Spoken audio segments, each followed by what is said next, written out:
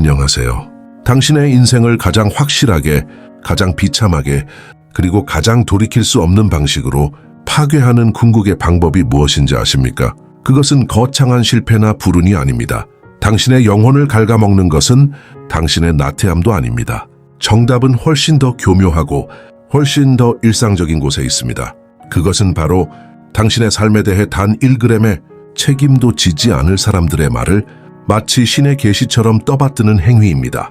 당신이라는 존엄한 왕국의 열쇠를 스스로의 손으로 타인의 입에 꽂아 넣는 어리석음입니다. 구독과 좋아요는 영상 제작에 큰 힘이 됩니다. 그리스의 철학자 헤라클레이토스는 말했습니다. 같은 강물에 2번 발을 담글 수는 없다. 이 말의 진짜 의미를 생각해 본 적 있습니까? 당신의 인생은 바로 그 강물입니다. 매 순간 새로운 물이 흘러오고 어제의 강은 이미 바다로 흘러가 버렸습니다. 당신의 강에는 당신만의 물살이 있고 당신만의 소용돌이가 있으며 당신만이 아는 깊은 곳이 있습니다. 그런데 어째서 당신의 강물에 발 한 번 담가보지 않은 채 그저 강둑 위에 안전하게 서 있는 사람들이 당신의 항해에 대해 그토록 확신에 차서 소리치도록 내버려 두십니까? 그들의 말은 강물에 대한 지혜가 아니라 물에 젖기 싫다는 두려움의 외침일 뿐입니다. 오늘 우리는 왜 그들의 말을 듣는 것이 당신의 삶을 파괴하는 가장 확실한 길인지 그 잔인하고도 체계적인 메커니즘을 뼛속 깊이 파헤칠 것입니다. 이것은 단순한 충고가 아닙니다. 이것은 당신이 당신의 삶이라는 걸작을 완성하기 위해 반드시 치러야 할 고독한 전쟁의 선언문입니다. 첫 번째, 책임과 보상의 잔인한 비대칭성입니다. 세상에서 가장 불공정하고 악랄한 계약이 바로 조언이라는 이름의 거래입니다. 조언을 하는 자, 즉 훈수꾼은 이 거래에서 아무것도 걸지 않습니다. 그의 말은 그저 입술에서 떠나 공기를 진동시키는 아무런 무게도 비용도 없는 소리일 뿐입니다. 그에게는 단 한 줌의 위험도, 책임도, 대가도 따르지 않습니다. 하지만 그 조언을 받아들이는 당신은 당신의 모든 것을 겁니다. 당신의 청춘, 당신의 돈, 당신의 감정, 당신의 미래, 당신의 인생 전체를 판돈으로 내놓습니다. 이것은 애초에 성립될 수 없는 사기 도박판입니다. 당신이 그들의 조언을 따라 처절하게 실패했다고 상상해 보십시오. 모든 것을 잃고 폐허 위에 주저앉아 있을 때 그들은 무엇이라고 말합니까? 나는 조언만 했을 뿐 선택은 너가 한 거잖아. 힘내라. 좋은 경험 했다고 생각해. 그들은 당신의 고통에 대해 아무런 책임도 지지 않습니다. 당신의 실패는 오롯이 당신 혼자 감당해야 할 몫입니다. 그런데 더 소름 끼치는 상황이 있습니다. 만약 당신이 그들의 조언을 참고하여 당신 자신의 노력과 운으로 엄청난 성공을 거두었다고 합시다. 그때 그들은 어떻게 행동합니까? 그들은 마치 자신들이 당신 성공의 1등 공신인 것처럼 돌변합니다. 거봐, 내 말 듣길 잘했지. 내가 그렇게 하라고 했잖아. 그들은 당신의 성공이라는 잔치상에 가장 먼저 숟가락을 얹으려 합니다.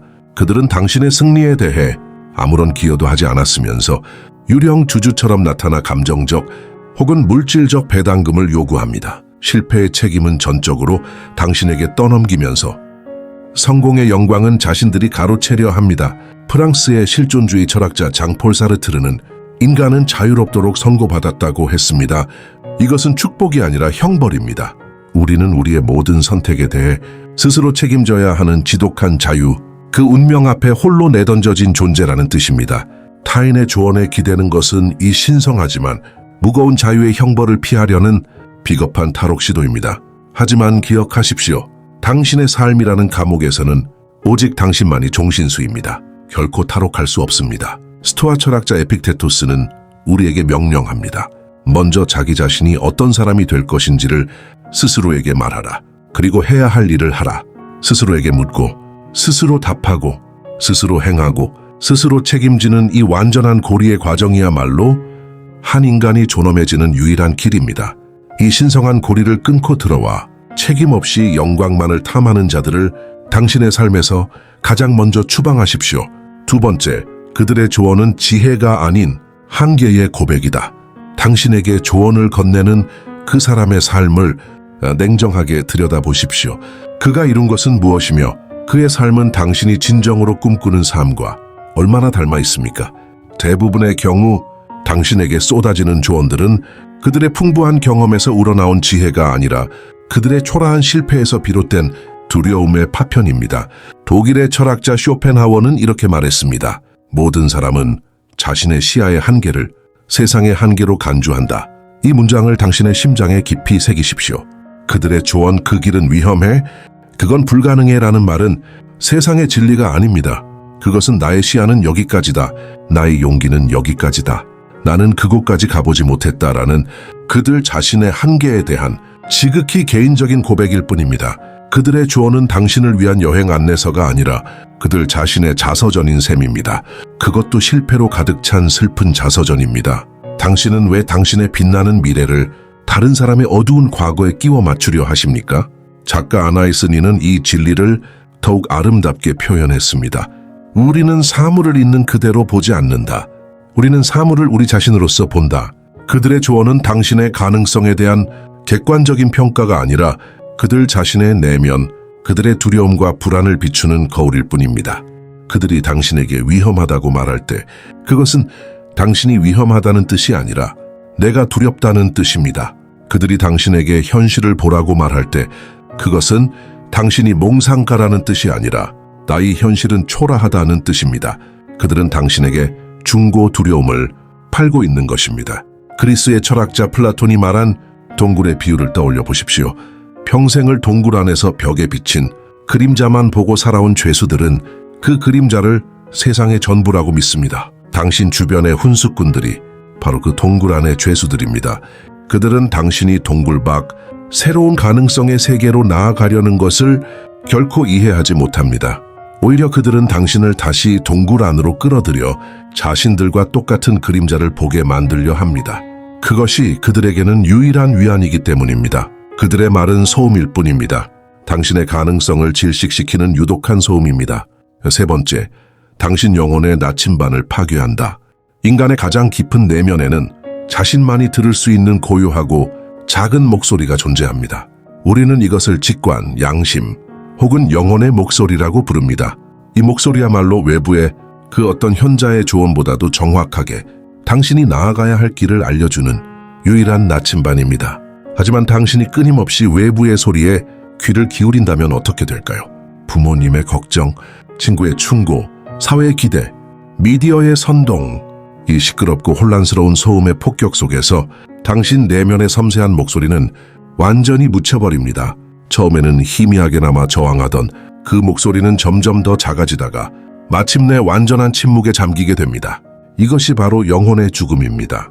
프랑스의 사상가 몽테뉴는 이렇게 말했습니다. 세상에서 가장 위대한 것은 자기 자신으로 존재하는 법을 아는 것이다. 자기 자신으로 존재한다는 것은 무엇입니까?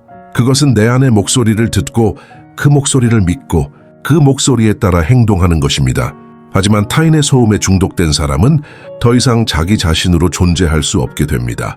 그는 타인의 생각으로 생각하고 타인의 감정으로 느끼는 텅 빈 메아리가 되어버립니다. 정신분석학자 칼 융은 인간이 온전한 자기 자신이 되어가는 과정을 개성화라고 불렀습니다. 이것은 사회적 가면을 벗고 내면의 무의식까지 통합하여 세상에 단 하나뿐인 나로 거듭나는 고독한 여정입니다. 타인의 조언에 의존하는 것은 이 개성화의 여정을 정면으로 거스르는 행위입니다. 그것은 나 자신을 찾아가는 것이 아니라 다른 사람들의 생각 조각으로 나를 조립하려는 비극적인 시도일 뿐입니다. 미국의 위대한 사상가 랄프 waldo 에머슨은 그의 에세이 자기 신뢰에서 이렇게 외쳤습니다.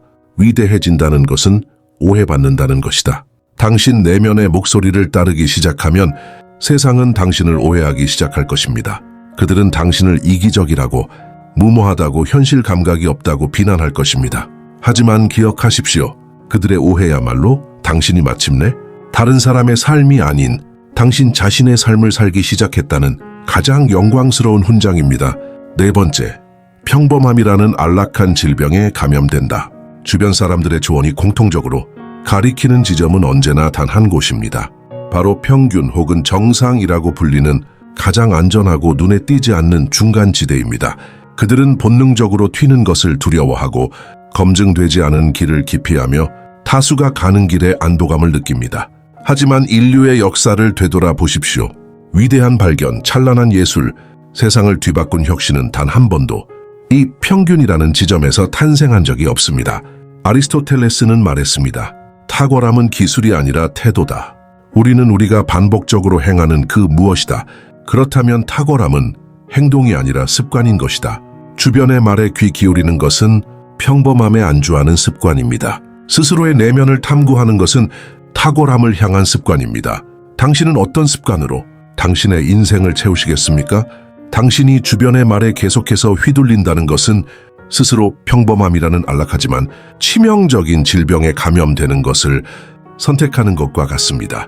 당신만의 독특한 색깔과 날카로운 개성을 스스로 마모시켜 무채색의 군중 속에 익명으로 숨어드는 것입니다. 프리드리히 니체는 이러한 삶의 태도를 경멸하며 운명을 사랑하라는 아모르 파티의 정신을 역설했습니다. 내게 주어진 운명, 내가 선택한 길의 모든 것, 심지어 그 길의 고통과 실패까지도 온전히 긍정하고 사랑하라는 것입니다. 이것은 단순히 어려움을 견디라는 수동적인 체념이 아닙니다. 이것은 내 삶의 모든 순간이, 심지어 가장 끔찍한 실수조차도 나라는 존재를 완성하기 위해 반드시 필요했음을 인정하고 그것을 다시 한번 선택하겠다고 외치는 가장 능동적이고 위대한 긍정입니다. 타인의 조언이 제시하는 안전한 길은 결코 당신의 운명이 될 수 없습니다. 그것은 그들의 두려움이 만들어낸 신기루일 뿐입니다. 그 길에는 당신만의 고통도 당신만의 환희도 없습니다. 오직 빌려온 안정감과 죽음과도 같은 권태만이 있을 뿐입니다.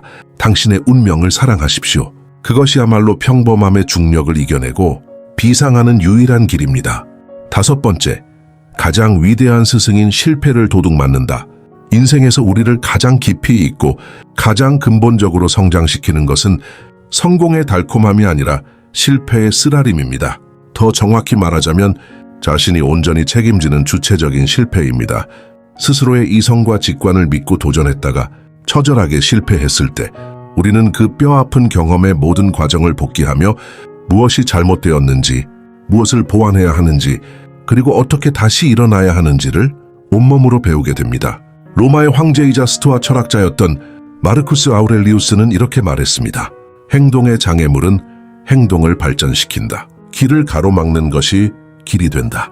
당신 자신의 선택에 따른 실패는 당신의 길을 가로막는 장애물처럼 보이지만 결국 당신을 더 높은 곳으로 이끄는 새로운 길이 됩니다. 그 장애물을 넘어서는 과정에서 당신의 영혼에는 근육이 생겨납니다. 하지만 당신이 타인의 조언을 맹목적으로 따르다가 실패했다면 어떻게 될까요? 그 실패는 당신의 길이 되지 못합니다. 그것은 그저 길가의 막다른 벽일 뿐입니다. 당신의 마음속에는 성찰과 배움 대신 원망과 후회라는 추악한 감정만이 들끓게 됩니다. 그 사람 말만 듣지 않았어도 왜 나는 그때 내 생각을 믿지 못했을까? 당신은 실패의 원인을 외부로 돌리며 자기 연민에 빠지고 성장의 기회를 완벽하게 박탈당합니다. 아일랜드의 극작가 오스카 와일드는 말했습니다.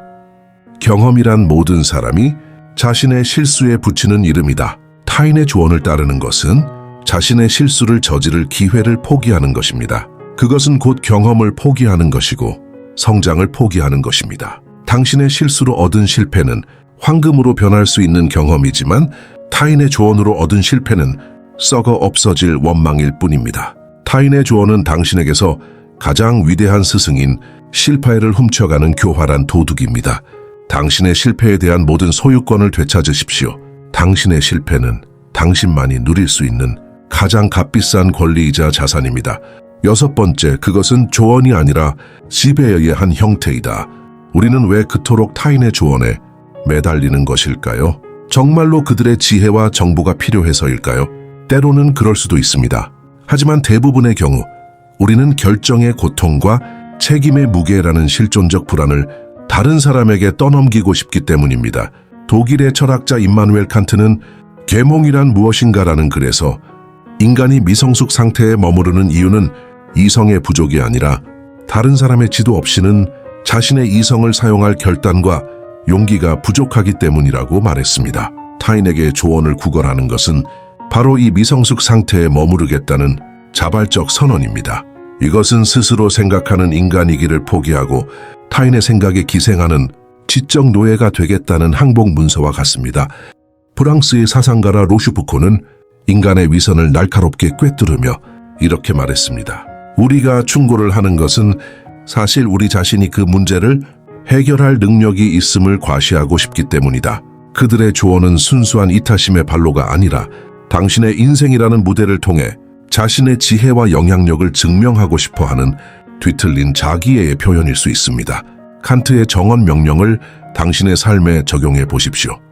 너 자신의 인격과 다른 모든 사람의 인격에 있어서 인간성을 언제나 동시에 목적으로 대하고 결코 한낱 수단으로 대하지 말라. 타인의 조언에 의존하는 것은 당신 자신을 그들의 지적 우월감을 만족시키기 위한 수단으로 전락시키는 행위입니다. 당신은 당신 삶의 목적 그 자체여야 합니다. 당신의 삶은 당신의 위대함을 증명하기 위한 무대이지 다른 사람의 현명함을 증명하기 위한 배경이 되어서는 안 됩니다. 이것은 건강한 관계가 아니라 한쪽이 다른 쪽을 감정적으로 착취하고 지배하는 권력 관계입니다. 당신은 당신 삶의 주권을 지켜야 할 의무가 있습니다. 7번째, 그들은 당신이 자신들을 뛰어넘는 것을 바라지 않는다. 이것이 가장 잔인하고 가장 받아들이기 힘든 진실일지도 모릅니다. 당신의 주변 사람들, 심지어 당신을 진심으로 아끼고 사랑한다고 말하는 사람들조차 당신의 엄청난 성공을 온전한 마음으로 바라지 않을 수 있다는 사실입니다. 그들은 당신이 불행에 빠지는 것을 원하지 않습니다. 그것은 사실입니다. 하지만 동시에 그들은 당신이 자신들의 이해 범위를 훌쩍 뛰어넘을 정도로 눈부시게 성공하는 것도 원하지 않습니다. 당신의 비범한 성공은 안락한 현실에 안주하고 있는 자신들의 삶이 얼마나 초라하고 실패했는지를 비추는 잔인한 거울이 되기 때문입니다. 그 거울 앞에서 그들은 자신도 모르게 불편함과 질투를 느끼게 됩니다. 네덜란드의 철학자 스피노자는 인간의 감정을 깊이 탐구하며 이렇게 말했습니다. 시기심이란 타인의 행복에 슬퍼하고 타인의 불행에 기뻐하도록 인간을 자극하는 한에서의 미움이다. 그들이 당신의 도전을 만류하며 던지는 너를 걱정해서 하는 말이야 라는 조언은 사실 당신의 잠재적인 행복에 대한 미움, 즉 시기심의 다른 표현일 수 있습니다. 그들은 당신의 실패를 걱정하는 것이 아니라 당신의 성공을 두려워하는 것입니다. 니체는 이러한 감정을 르상티망이라는 개념으로 설명했습니다. 이는 약자가 강자에게 품는 원한과 질투가 뒤섞인 복합적인 감정입니다. 그들은 스스로 강해져서 상대를 뛰어넘을 용기가 없기 때문에 상대방을 깎아내리고 비난하고 자신들과 같은 수준으로 끌어내림으로써 심리적 안정을 찾으려 합니다. 그들의 너를 위해서 하는 말인데 그건 너무 위험해. 현실적으로 생각해. 라는 걱정 어린 조언은 바로 이 르상티망이 사랑이라는 가면을 쓰고 발현된 것일 수 있습니다. 그 속뜻은 이것입니다. 너가 나보다 높은 곳으로 올라가서 나를 초라하게 만드는 꼴은 보고 싶지 않으니 부디 이 안전한 곳에 나와 함께 있어다오. 당신이 진정으로 하늘 높이 날아오르길 원한다면 당신을 아래로 끌어당기는 모든 관계의 끈을 끊어낼 각오를 해야 합니다. 그 과정에서 당신은 수많은 사람들을 잃고 지독한 고독에 몸부림치게 될 것입니다. 하지만 기억하십시오. 독수리는 결코 무리지어 날지 않습니다. 이제 당신은 알게 되었습니다. 타인의 조언에 휘둘리는 것이 왜 당신의 인생을 망가뜨리는지, 그것은 단순히 잘못된 선택의 문제가 아니라 당신의 책임감, 정체성, 가능성, 그리고 영혼의 주권 그 자체를 파괴하는 체계적인 과정입니다. 선택은 이제 온전히 당신의 몫입니다. 계속해서 주변의 소음에 당신의 삶을 저당 잡힌 채 안전하지만 비참한 그림자 인생을 살아갈 것입니까? 아니면 오늘 이 순간부터 모든 소음을 차단하고 지독한 고독과 불안을 감수하며 오직 당신 내면의 목소리만을 따라 실패하더라도 온전히 당신의 것인 위대한 원본의 삶을 시작하시겠습니까? 당신의 삶은 당신만이 쓸 수 있는 단 한 권의 신성한 경전입니다. 다른 사람이 쓴 문장은 그것이 아무리 아름답고 현명해 보일지라도 당신의 경전에는 오염일 뿐입니다. 이제 펜을 잡으십시오. 그리고 당신의 이야기를 오직 당신만의 문장으로 써 내려가기 시작하십시오. 안녕하세요. 당신의 인생을 가장 확실하게, 가장 비참하게, 그리고 가장 돌이킬 수 없는 방식으로 파괴하는 궁극의 방법이 무엇인지 아십니까? 그것은 거창한 실패나 불운이 아닙니다. 당신의 영혼을 갉아먹는 것은 당신의 나태함도 아닙니다. 정답은 훨씬 더 교묘하고 훨씬 더 일상적인 곳에 있습니다. 그것은 바로 당신의 삶에 대해 단 1g의 책임도 지지 않을 사람들의 말을 마치 신의 계시처럼 떠받드는 행위입니다. 당신이라는 존엄한 왕국의 열쇠를 스스로의 손으로 타인의 입에 꽂아 넣는 어리석음입니다. 구독과 좋아요는 영상 제작에 큰 힘이 됩니다. 그리스의 철학자 헤라클레이토스는 말했습니다. 같은 강물에 2번 발을 담글 수는 없다. 이 말의 진짜 의미를 생각해 본 적 있습니까? 당신의 인생은 바로 그 강물입니다. 매 순간 새로운 물이 흘러오고 어제의 강은 이미 바다로 흘러가 버렸습니다. 당신의 강에는 당신만의 물살이 있고 당신만의 소용돌이가 있으며 당신만이 아는 깊은 곳이 있습니다. 그런데 어째서 당신의 강물에 발 한 번 담가보지 않은 채 그저 강둑 위에 안전하게 서 있는 사람들이 당신의 항해에 대해 그토록 확신에 차서 소리치도록 내버려 두십니까? 그들의 말은 강물에 대한 지혜가 아니라 물에 젖기 싫다는 두려움의 외침일 뿐입니다. 오늘 우리는 왜 그들의 말을 듣는 것이 당신의 삶을 파괴하는 가장 확실한 길인지 그 잔인하고도 체계적인 메커니즘을 뼛속 깊이 파헤칠 것입니다. 이것은 단순한 충고가 아닙니다. 이것은 당신이 당신의 삶이라는 걸작을 완성하기 위해 반드시 치러야 할 고독한 전쟁의 선언문입니다. 첫 번째, 책임과 보상의 잔인한 비대칭성입니다. 세상에서 가장 불공정하고 악랄한 계약이 바로 조언이라는 이름의 거래입니다.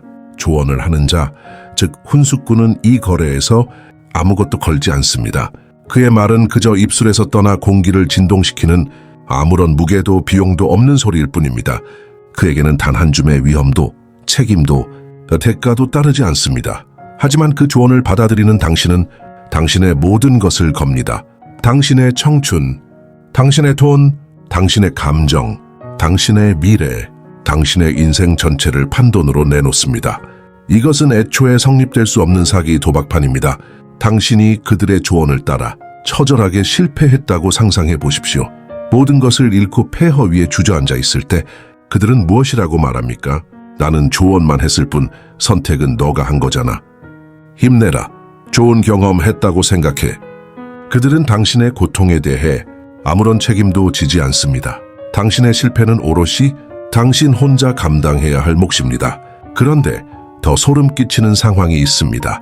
만약 당신이 그들의 조언을 참고하여 당신 자신의 노력과 운으로 엄청난 성공을 거두었다고 합시다. 그때 그들은 어떻게 행동합니까? 그들은 마치 자신들이 당신 성공의 1등 공신인 것처럼 돌변합니다. 거봐, 내 말 듣길 잘했지. 내가 그렇게 하라고 했잖아. 그들은 당신의 성공이라는 잔치상에 가장 먼저 숟가락을 얹으려 합니다. 그들은 당신의 승리에 대해 아무런 기여도 하지 않았으면서 유령 주주처럼 나타나 감정적 혹은 물질적 배당금을 요구합니다. 실패의 책임은 전적으로 당신에게 떠넘기면서 성공의 영광은 자신들이 가로채려 합니다. 프랑스의 실존주의 철학자 장폴 사르트르는 인간은 자유롭도록 선고받았다고 했습니다. 이것은 축복이 아니라 형벌입니다. 우리는 우리의 모든 선택에 대해 스스로 책임져야 하는 지독한 자유, 그 운명 앞에 홀로 내던져진 존재라는 뜻입니다. 타인의 조언에 기대는 것은 이 신성하지만 무거운 자유의 형벌을 피하려는 비겁한 탈옥 시도입니다. 하지만 기억하십시오. 당신의 삶이라는 감옥에서는 오직 당신만이 종신수입니다. 결코 탈옥할 수 없습니다. 스토아 철학자 에픽테토스는 우리에게 명령합니다. 먼저 자기 자신이 어떤 사람이 될 것인지를 스스로에게 말하라. 그리고 해야 할 일을 하라. 스스로에게 묻고 스스로 답하고 스스로 행하고 스스로 책임지는 이 완전한 고리의 과정이야말로 한 인간이 존엄해지는 유일한 길입니다. 이 신성한 고리를 끊고 들어와 책임 없이 영광만을 탐하는 자들을 당신의 삶에서 가장 먼저 추방하십시오. 두 번째, 그들의 조언은 지혜가 아닌 한계의 고백이다. 당신에게 조언을 건네는 그 사람의 삶을 냉정하게 들여다보십시오. 그가 이룬 것은 무엇이며 그의 삶은 당신이 진정으로 꿈꾸는 삶과 얼마나 닮아 있습니까? 대부분의 경우 당신에게 쏟아지는 조언들은 그들의 풍부한 경험에서 우러나온 지혜가 아니라 그들의 초라한 실패에서 비롯된 두려움의 파편입니다. 독일의 철학자 쇼펜하워는 이렇게 말했습니다. 모든 사람은 자신의 시야의 한계를 세상의 한계로 간주한다. 이 문장을 당신의 심장에 깊이 새기십시오. 그들의 조언 그 길은 위험해? 그건 불가능해 라는 말은 세상의 진리가 아닙니다. 그것은 나의 시야는 여기까지다. 나의 용기는 여기까지다. 나는 그곳까지 가보지 못했다라는 그들 자신의 한계에 대한 지극히 개인적인 고백일 뿐입니다. 그들의 조언은 당신을 위한 여행 안내서가 아니라 그들 자신의 자서전인 셈입니다. 그것도 실패로 가득 찬 슬픈 자서전입니다. 당신은 왜 당신의 빛나는 미래를 다른 사람의 어두운 과거에 끼워 맞추려 하십니까? 작가 아나이스니는 이 진리를 더욱 아름답게 표현했습니다. 우리는 사물을 있는 그대로 보지 않는다. 우리는 사물을 우리 자신으로서 본다. 그들의 조언은 당신의 가능성에 대한 객관적인 평가가 아니라 그들 자신의 내면, 그들의 두려움과 불안을 비추는 거울일 뿐입니다. 그들이 당신에게 위험하다고 말할 때 그것은 당신이 위험하다는 뜻이 아니라 내가 두렵다는 뜻입니다. 그들이 당신에게 현실을 보라고 말할 때 그것은 당신이 몽상가라는 뜻이 아니라 나의 현실은 초라하다는 뜻입니다. 그들은 당신에게 중고 두려움을 팔고 있는 것입니다. 그리스의 철학자 플라톤이 말한 동굴의 비유를 떠올려 보십시오. 평생을 동굴 안에서 벽에 비친 그림자만 보고 살아온 죄수들은 그 그림자를 세상의 전부라고 믿습니다. 당신 주변의 훈수꾼들이 바로 그 동굴 안의 죄수들입니다. 그들은 당신이 동굴 밖 새로운 가능성의 세계로 나아가려는 것을 결코 이해하지 못합니다. 오히려 그들은 당신을 다시 동굴 안으로 끌어들여 자신들과 똑같은 그림자를 보게 만들려 합니다. 그것이 그들에게는 유일한 위안이기 때문입니다. 그들의 말은 소음일 뿐입니다. 당신의 가능성을 질식시키는 유독한 소음입니다. 세 번째, 당신 영혼의 나침반을 파괴한다. 인간의 가장 깊은 내면에는 자신만이 들을 수 있는 고요하고 작은 목소리가 존재합니다.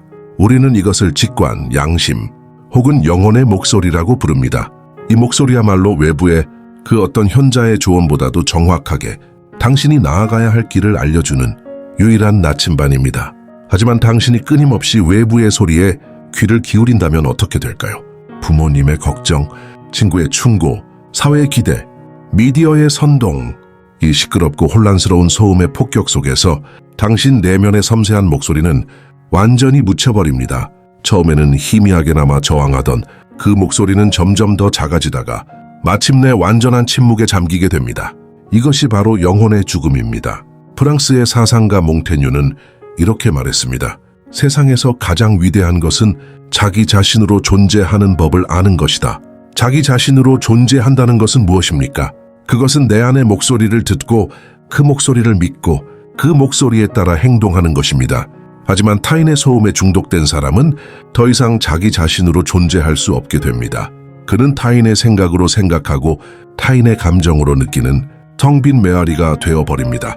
정신분석학자 칼 융은 인간이 온전한 자기 자신이 되어가는 과정을 개성화라고 불렀습니다. 이것은 사회적 가면을 벗고 내면의 무의식까지 통합하여 세상에 단 하나뿐인 나로 거듭나는 고독한 여정입니다. 타인의 조언에 의존하는 것은 이 개성화의 여정을 정면으로 거스르는 행위입니다. 그것은 나 자신을 찾아가는 것이 아니라 다른 사람들의 생각 조각으로 나를 조립하려는 비극적인 시도일 뿐입니다. 미국의 위대한 사상가 랄프 waldo 에머슨은 그의 에세이 자기 신뢰에서 이렇게 외쳤습니다. 위대해진다는 것은 오해받는다는 것이다. 당신 내면의 목소리를 따르기 시작하면 세상은 당신을 오해하기 시작할 것입니다. 그들은 당신을 이기적이라고, 무모하다고, 현실 감각이 없다고 비난할 것입니다. 하지만 기억하십시오. 그들의 오해야말로 당신이 마침내 다른 사람의 삶이 아닌 당신 자신의 삶을 살기 시작했다는 가장 영광스러운 훈장입니다. 네 번째, 평범함이라는 안락한 질병에 감염된다. 주변 사람들의 조언이 공통적으로 가리키는 지점은 언제나 단 한 곳입니다. 바로 평균 혹은 정상이라고 불리는 가장 안전하고 눈에 띄지 않는 중간지대입니다. 그들은 본능적으로 튀는 것을 두려워하고 검증되지 않은 길을 기피하며 타수가 가는 길에 안도감을 느낍니다. 하지만 인류의 역사를 되돌아 보십시오. 위대한 발견, 찬란한 예술, 세상을 뒤바꾼 혁신은 단 한 번도 이 평균이라는 지점에서 탄생한 적이 없습니다. 아리스토텔레스는 말했습니다. 탁월함은 기술이 아니라 태도다. 우리는 우리가 반복적으로 행하는 그 무엇이다. 그렇다면 탁월함은 행동이 아니라 습관인 것이다. 주변의 말에 귀 기울이는 것은 평범함에 안주하는 습관입니다. 스스로의 내면을 탐구하는 것은 탁월함을 향한 습관입니다. 당신은 어떤 습관으로 당신의 인생을 채우시겠습니까? 당신이 주변의 말에 계속해서 휘둘린다는 것은 스스로 평범함이라는 안락하지만 치명적인 질병에 감염되는 것을 선택하는 것과 같습니다. 당신만의 독특한 색깔과 날카로운 개성을 스스로 마모시켜 무채색의 군중 속에 익명으로 숨어드는 것입니다. 프리드리히 니체는 이러한 삶의 태도를 경멸하며 운명을 사랑하라는 아모르 파티의 정신을 역설했습니다. 내게 주어진 운명, 내가 선택한 길의 모든 것, 심지어 그 길의 고통과 실패까지도 온전히 긍정하고 사랑하라는 것입니다. 이것은 단순히 어려움을 견디라는 수동적인 체념이 아닙니다. 이것은 내 삶의 모든 순간이, 심지어 가장 끔찍한 실수조차도 나라는 존재를 완성하기 위해 반드시 필요했음을 인정하고 그것을 다시 한번 선택하겠다고 외치는 가장 능동적이고 위대한 긍정입니다. 타인의 조언이 제시하는 안전한 길은 결코 당신의 운명이 될 수 없습니다. 그것은 그들의 두려움이 만들어낸 신기루일 뿐입니다. 그 길에는 당신만의 고통도 당신만의 환희도 없습니다. 오직 빌려온 안정감과 죽음과도 같은 권태만이 있을 뿐입니다. 당신의 운명을 사랑하십시오. 그것이야말로 평범함의 중력을 이겨내고 비상하는 유일한 길입니다. 5번째, 가장 위대한 스승인 실패를 도둑맞는다. 인생에서 우리를 가장 깊이 있고 가장 근본적으로 성장시키는 것은 성공의 달콤함이 아니라 실패의 쓰라림입니다. 더 정확히 말하자면 자신이 온전히 책임지는 주체적인 실패입니다. 스스로의 이성과 직관을 믿고 도전했다가 처절하게 실패했을 때 우리는 그 뼈아픈 경험의 모든 과정을 복기하며 무엇이 잘못되었는지, 무엇을 보완해야 하는지, 그리고 어떻게 다시 일어나야 하는지를 온몸으로 배우게 됩니다. 로마의 황제이자 스토아 철학자였던 마르쿠스 아우렐리우스는 이렇게 말했습니다. 행동의 장애물은 행동을 발전시킨다. 길을 가로막는 것이 길이 된다. 당신 자신의 선택에 따른 실패는 당신의 길을 가로막는 장애물처럼 보이지만 결국 당신을 더 높은 곳으로 이끄는 새로운 길이 됩니다. 그 장애물을 넘어서는 과정에서 당신의 영혼에는 근육이 생겨납니다. 하지만 당신이 타인의 조언을 맹목적으로 따르다가 실패했다면 어떻게 될까요? 그 실패는 당신의 길이 되지 못합니다. 그것은 그저 길가의 막다른 벽일 뿐입니다. 당신의 마음속에는 성찰과 배움 대신 원망과 후회라는 추악한 감정만이 들끓게 됩니다. 그 사람 말만 듣지 않았어도 왜 나는 그때 내 생각을 믿지 못했을까? 당신은 실패의 원인을 외부로 돌리며 자기 연민에 빠지고 성장의 기회를 완벽하게 박탈당합니다. 아일랜드의 극작가 오스카 와일드는 말했습니다. 경험이란 모든 사람이 자신의 실수에 붙이는 이름이다. 타인의 조언을 따르는 것은 자신의 실수를 저지를 기회를 포기하는 것입니다. 그것은 곧 경험을 포기하는 것이고 성장을 포기하는 것입니다. 당신의 실수로 얻은 실패는 황금으로 변할 수 있는 경험이지만 타인의 조언으로 얻은 실패는 썩어 없어질 원망일 뿐입니다. 타인의 조언은 당신에게서 가장 위대한 스승인 실패를 훔쳐가는 교활한 도둑입니다. 당신의 실패에 대한 모든 소유권을 되찾으십시오. 당신의 실패는 당신만이 누릴 수 있는 가장 값비싼 권리이자 자산입니다. 6번째, 그것은 조언이 아니라 지배의 한 형태이다. 우리는 왜 그토록 타인의 조언에 매달리는 것일까요? 정말로 그들의 지혜와 정보가 필요해서일까요? 때로는 그럴 수도 있습니다. 하지만 대부분의 경우 우리는 결정의 고통과 책임의 무게라는 실존적 불안을 다른 사람에게 떠넘기고 싶기 때문입니다. 독일의 철학자 임마누엘 칸트는 계몽이란 무엇인가라는 글에서 인간이 미성숙 상태에 머무르는 이유는 이성의 부족이 아니라 다른 사람의 지도 없이는 자신의 이성을 사용할 결단과 용기가 부족하기 때문이라고 말했습니다. 타인에게 조언을 구걸하는 것은 바로 이 미성숙 상태에 머무르겠다는 자발적 선언입니다. 이것은 스스로 생각하는 인간이기를 포기하고 타인의 생각에 기생하는 지적 노예가 되겠다는 항복 문서와 같습니다. 프랑스의 사상가라 로슈푸코는 인간의 위선을 날카롭게 꿰뚫으며 이렇게 말했습니다. 우리가 충고를 하는 것은 사실 우리 자신이 그 문제를 해결할 능력이 있음을 과시하고 싶기 때문이다. 그들의 조언은 순수한 이타심의 발로가 아니라 당신의 인생이라는 무대를 통해 자신의 지혜와 영향력을 증명하고 싶어하는 뒤틀린 자기애의 표현일 수 있습니다. 칸트의 정언 명령을 당신의 삶에 적용해 보십시오. 너 자신의 인격과 다른 모든 사람의 인격에 있어서 인간성을 언제나 동시에 목적으로 대하고 결코 한낱 수단으로 대하지 말라. 타인의 조언에 의존하는 것은 당신 자신을 그들의 지적 우월감을 만족시키기 위한 수단으로 전락시키는 행위입니다. 당신은 당신 삶의 목적 그 자체여야 합니다. 당신의 삶은 당신의 위대함을 증명하기 위한 무대이지 다른 사람의 현명함을 증명하기 위한 배경이 되어서는 안 됩니다. 이것은 건강한 관계가 아니라 한쪽이 다른 쪽을 감정적으로 착취하고 지배하는 권력 관계입니다. 당신은 당신 삶의 주권을 지켜야 할 의무가 있습니다. 7번째, 그들은 당신이 자신들을 뛰어넘는 것을 바라지 않는다. 이것이 가장 잔인하고 가장 받아들이기 힘든 진실일지도 모릅니다. 당신의 주변 사람들, 심지어 당신을 진심으로 아끼고 사랑한다고 말하는 사람들조차 당신의 엄청난 성공을 온전한 마음으로 바라지 않을 수 있다는 사실입니다. 그들은 당신이 불행에 빠지는 것을 원하지 않습니다. 그것은 사실입니다. 하지만 동시에 그들은 당신이 자신들의 이해 범위를 훌쩍 뛰어넘을 정도로 눈부시게 성공하는 것도 원하지 않습니다. 당신의 비범한 성공은 안락한 현실에 안주하고 있는 자신들의 삶이 얼마나 초라하고 실패했는지를 비추는 잔인한 거울이 되기 때문입니다. 그 거울 앞에서 그들은 자신도 모르게 불편함과 질투를 느끼게 됩니다. 네덜란드의 철학자 스피노자는 인간의 감정을 깊이 탐구하며 이렇게 말했습니다. 시기심이란 타인의 행복에 슬퍼하고 타인의 불행에 기뻐하도록 인간을 자극하는 한에서의 미움이다. 그들이 당신의 도전을 만류하며 던지는 너를 걱정해서 하는 말이야 라는 조언은 사실 당신의 잠재적인 행복에 대한 미움, 즉 시기심의 다른 표현일 수 있습니다. 그들은 당신의 실패를 걱정하는 것이 아니라 당신의 성공을 두려워하는 것입니다. 니체는 이러한 감정을 르상티망이라는 개념으로 설명했습니다. 이는 약자가 강자에게 품는 원한과 질투가 뒤섞인 복합적인 감정입니다. 그들은 스스로 강해져서 상대를 뛰어넘을 용기가 없기 때문에 상대방을 깎아내리고 비난하고 자신들과 같은 수준으로 끌어내림으로써 심리적 안정을 찾으려 합니다. 그들의 너를 위해서 하는 말인데 그건 너무 위험해. 현실적으로 생각해. 라는 걱정 어린 조언은 바로 이 르상티망이 사랑이라는 가면을 쓰고 발현된 것일 수 있습니다. 그 속뜻은 이것입니다.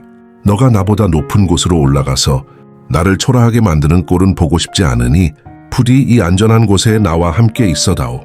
당신이 진정으로 하늘 높이 날아오르길 원한다면 당신을 아래로 끌어당기는 모든 관계의 끈을 끊어낼 각오를 해야 합니다. 그 과정에서 당신은 수많은 사람들을 잃고 지독한 고독에 몸부림치게 될 것입니다. 하지만 기억하십시오. 독수리는 결코 무리지어 날지 않습니다. 이제 당신은 알게 되었습니다. 타인의 조언에 휘둘리는 것이 왜 당신의 인생을 망가뜨리는지, 그것은 단순히 잘못된 선택의 문제가 아니라 당신의 책임감, 정체성, 가능성, 그리고 영혼의 주권 그 자체를 파괴하는 체계적인 과정입니다. 선택은 이제 온전히 당신의 몫입니다. 계속해서 주변의 소음에 당신의 삶을 저당 잡힌 채 안전하지만 비참한 그림자 인생을 살아갈 것입니까? 아니면 오늘 이 순간부터 모든 소음을 차단하고 지독한 고독과 불안을 감수하며 오직 당신 내면의 목소리만을 따라 실패하더라도 온전히 당신의 것인 위대한 원본의 삶을 시작하시겠습니까? 당신의 삶은 당신만이 쓸 수 있는 단 한 권의 신성한 경전입니다. 다른 사람이 쓴 문장은 그것이 아무리 아름답고 현명해 보일지라도 당신의 경전에는 오염일 뿐입니다. 이제 펜을 잡으십시오. 그리고 당신의 이야기를 오직 당신만의 문장으로 써 내려가기 시작하십시오.